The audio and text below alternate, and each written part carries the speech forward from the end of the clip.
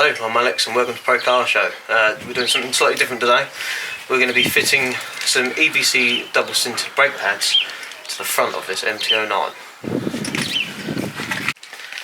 Right, so the tools we're going to need for these brake pads is we're going to need some long nose pliers, we're going to need a piston spreader, or if you want to do it the old fashioned way with a chisel, then that's totally up to you. We're going to need a 12mm ratchet. And obviously brake cleaner and a cloth and a little brush if you've got a little brush. So anyway, first we'll start with undoing these clips. So there's a little prong on the front, you gently push it forwards and you just slide it over the grooves, so we're not putting any stress on that clip because we don't want that snapping off. And then we're going to undo these.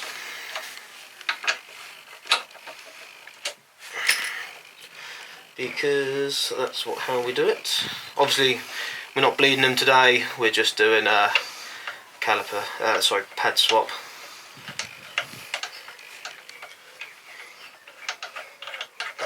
Keep them in a safe place because you don't want to lose them.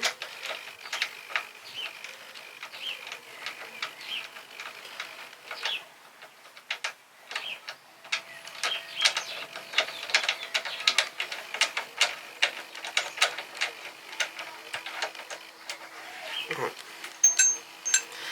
Now you're going to want to get the caliper off. You want to be very careful that you don't bash the caliper into the rim.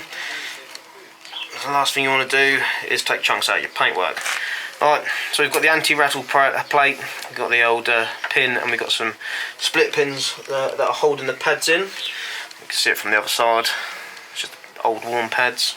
So pull these out. Again, you don't want to lose these, otherwise someone's having a trip to Halfords. Right. Now we're going to try and get the pin out, which should move out fairly easy. You poke it from one end and you just grip onto it and just pull it out the other. Ooh, says that. Bing! Right, now we're out. That's one pad, the other pad. So if I'll just rest that there for a second. So this is one of the old pads. You know, quite thin. When you before you open these up, always compare to make sure you've got like the right size. So yeah, I'm happy with that. Just split this open. So that's your difference. There's probably about 3mm on one of the pads, and there's probably, I don't know how much mil there is in there. It's probably about 7mm. But then there's like anti-squeal plate that hook on the back. Right, so we've got there. Now we're going to have to clean the old caliper. So I'm going to grab a brush which I forgot to grab.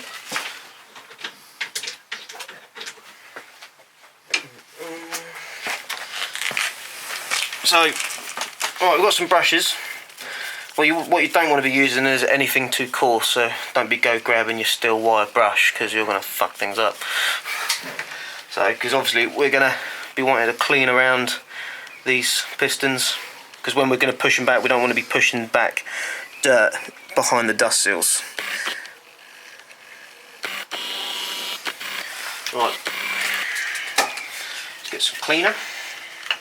Just put that back there. Don't be tight. I know you have to bite yourself and you're not in a garage, but don't be tight with it.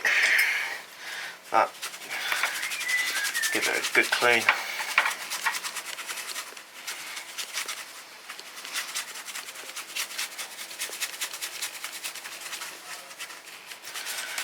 And you should clean your calipers often. Not every time you clean your bloody bike, but you know, do them every 6 months or something. Just helps them to not get so blocked up, and then you haven't got a risk getting seized pistons or getting crap behind any of the seals to cause them to leak. And that's the last thing you want to do, is be out on a ride and have to deal with brake fluid going over your discs and pads and not having any brakes. You just want to give it a good clean. Don't be shy, it's not going to hurt you.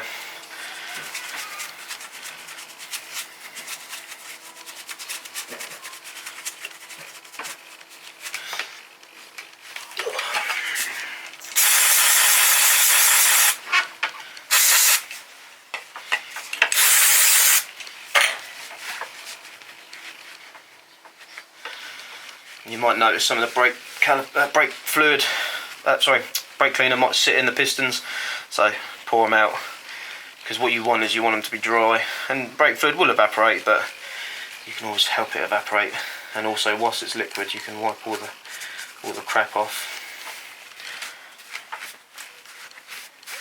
And once you've got it all clean and fairly dry, as I said, brake fluid will evaporate itself. But when you're at this stage, you want to inspect your pistons. You want to look for any nicks or scratches. These have got a bit of corrosion on these, so these look like steel pistons rather than aluminium pistons, because aluminium, you'll notice the difference. Steel goes orange, rusty, clumps of rust, and aluminium will just go white and misty. That's how aluminium oxidises. Right, so we got to this stage. We're going to give the piston spreader a go. Right, let's go wind this in. No, out.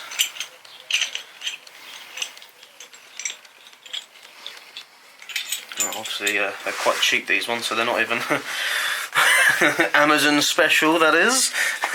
you'd have thought they'd be straight, but no, they're not. So we're going to go in there, go into the middle. We're going to gently wind up until you get tension, and you want it to be in the middle, like so it shares the pressure, which is a bit difficult with. So anyway, you want it to share the pressure over all the pistons. You don't want the pistons going in at different angles, so I'm kind of happy with that. And then we're just going to have to try and gently wind them back.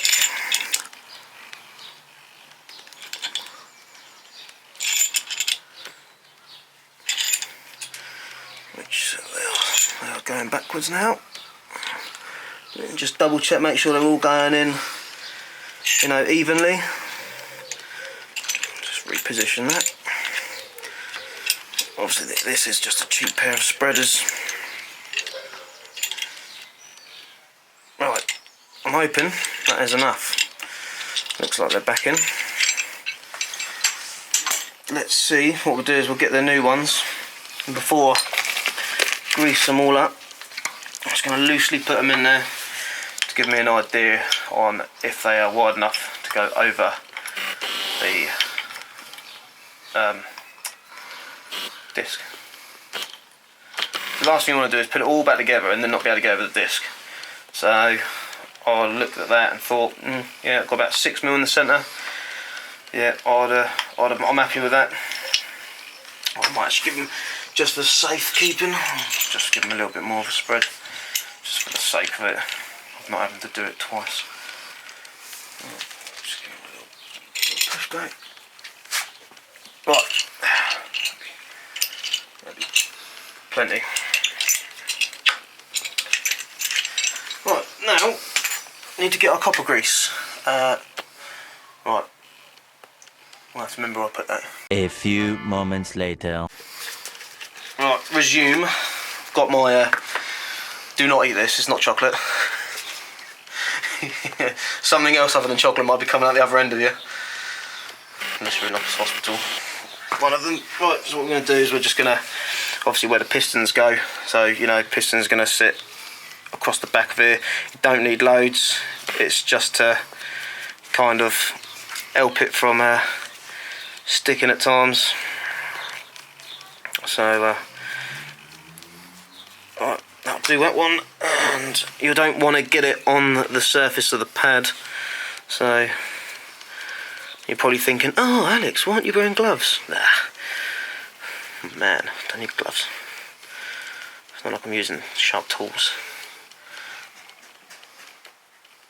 Right, as you can see, I've avoided it from getting on the front of the pads, because you don't want it on the front of the pads. Right, and then what you're going to do is you're just going to clean up any bits before you put it all back together. Clean up the loose bits. So pads are ready to go.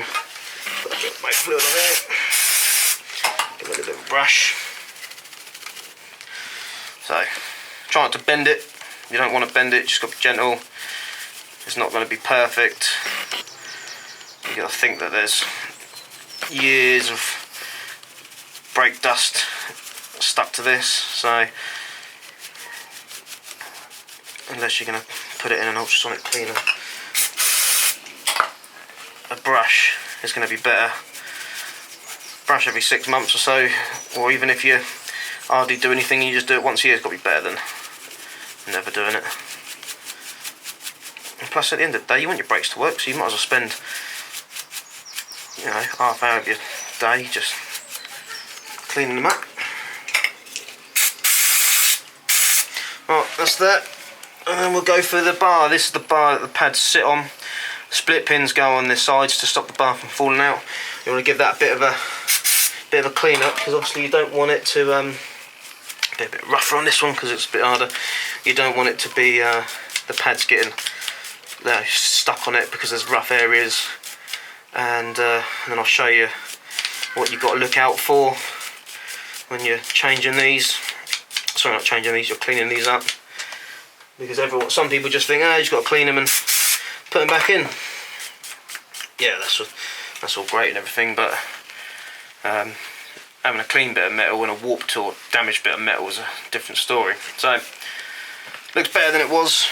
And what you're looking for is where you can see here, this is where the pads sit and they slide back and forwards. But what you're looking for is it to be dipped. If they're dipped in here, when the pistons retract, the pad's not going to retract with it. It's going to sit in this groove and it's always going to be sat rubbing your disc. And the last thing you want is it to be sitting rubbing your disc, because you end up heating the pads up, you're going to glaze them, and the next thing you know, when you go reach a load of brake, you're just going to have a load of brake fluid, and it's going to be real quick. So you just want to make sure it's still flat, and yeah, I'm happy with that. Some wear quite quickly, but this one seems to be doing a quite good job. There's no certain way round the distance. The split pins are the same way.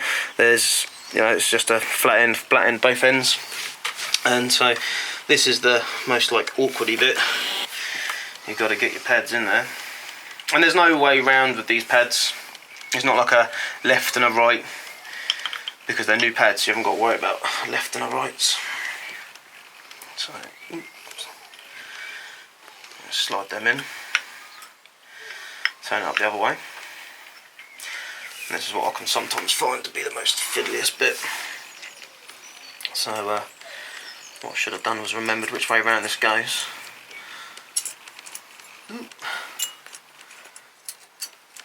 That would sit in there. Oh, sorry. That will sit in there, like that. And then, oh, that's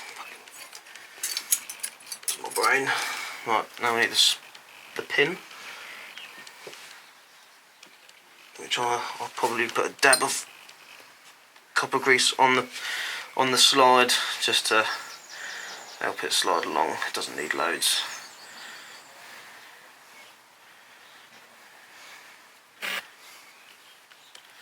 Right, I'm going to try and go back through. So slide through there.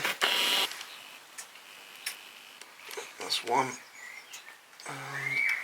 I've got to get it over the back of the spring.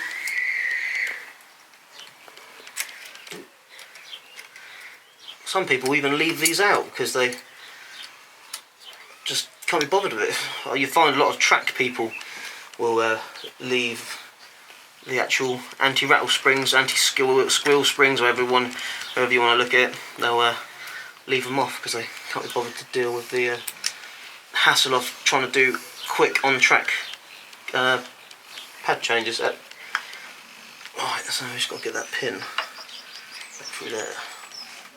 Right, straight in. So it's going in at a bit of an angle, so if you put pressure on it this way, it flicks up the other end and it goes straight in. Now, we've just got to put these little things back in. But what I'm probably going to do is just give them a little wipe down. Only because if you're doing a job, you might as well do it properly, don't you? It makes it look a little bit nicer. It's up to you. You can reuse them, or you can buy new ones. Right, there's one, and then you just probably easier using some long nose pliers. What do is you find the hole. That's normally on a Saturday night after a few beers, but today we're doing it on a Sunday morning. Right, find that, get it in, and then push it down. Right, so you're in. That's one more to do.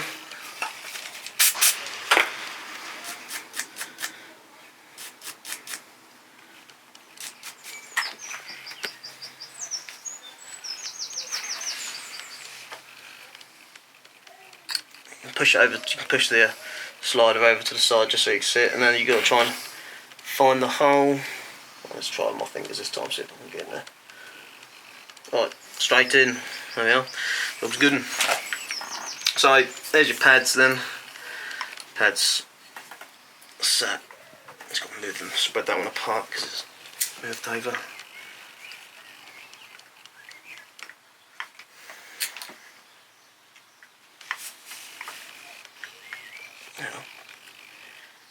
There we are. Right, it's pushed in. So now we just got to get that will slide over the disc, and again gently, it's got to gently slide it over the caliper. And as we've popped them apart, they've got locating pins. So I'll just quickly take it back off and show you. So these mount onto the bottom of the forks, but they've got locating pins, so you can't go wrong. You gently slide it over. Try not to bash all your wheel paint up, otherwise you're only going to kick yourself. Right, get them in. I mean, you can clean them up. I mean, I'll probably leave that there for a second, give us a bit of a clean, and I mean, by the looks of it, someone's put a load of copper grease on that. I mean, I'll probably go down the route of putting a bit of Loctite on it. Only a dab, you don't need a dab. So, literally a dab of Loctite. Not permanent, we're going to go with blue, because blue's semi. So, get a little bit of blue, get a dab on it, wipe it around, job's good un. Right. Right, that's one. Again with the next one, clean up, get the old threads a bit of a brush down, make sure there's no crap in them.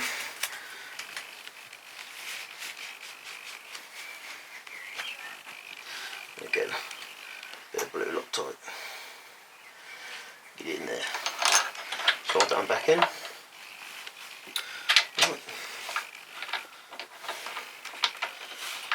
Should have probably put an extension on the end of this.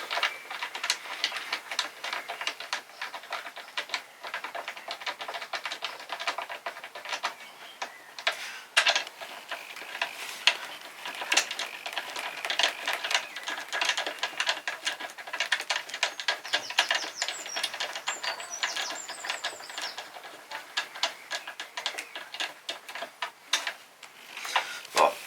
So caliper's back on. But at the moment it's, you know, we've got to pump the pistons out now because we've pumped them back in. So we're just going to do a few tugs, because as you can see, the lever will go straight to the bar. Really easy. Yeah, so it shouldn't go straight to the bar. So pads are in, on the disc, and we've just got to pump it, and you can see that when we pump it, the pads start to, oh, they've pushed out now. Right, now, that's it, we're couple of pumps, yeah, we're tight up against the disc, can't go any further. But I haven't done them up, I've just done them tight, finger tight, because we want to make sure that it's running flat with the disc straight before we do it up. So we've done that. Now we will torque it up after the video because I need to find the torque wrench, but we'll just nip them up for the time being. Don't need loads of pressure because they're brakes. Doesn't mean you need to hang off the bar. You just need to gently do them up. Right, and then there's the clip. Well, the clip's turned around, so we turn the clip around the other way, put the bung, push the bung in, and click it round. And that is the right side done. And basically now we're going to repeat it on the other side.